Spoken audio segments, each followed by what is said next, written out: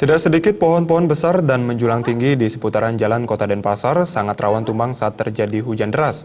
Melihat kondisi ini, petugas Dinas Kebersihan dan Pertamanan Kota Denpasar didesak untuk cepat melakukan langkah antisipasi. Tumbangnya pohon besar di tengah musim hujan saat ini mendapat perhatian serius oleh anggota DPRD Kota Denpasar, Anak Agung Ngurah Gede Widiade. Pihaknya sangat menyayangkan kejadian tumbangnya pohon di Denpasar yang sampai menimbulkan korban. Banyaknya pohon-pohon besar di seputaran Kota Denpasar dinilai sangat rawan tumbang apabila terjadi hujan deras seperti sekarang. Ketua DKP juga belum cepat dalam melakukan langkah antisipasi untuk memprediksi potensi yang akan terjadi. Hal inilah yang harus mendapat perhatian lebih ke depannya. Tumbangnya pohon besar di tengah situasi hujan yang mungkin diprediksi belum saatnya hujan yang seperti ini, tetapi sangat kita sayangkan.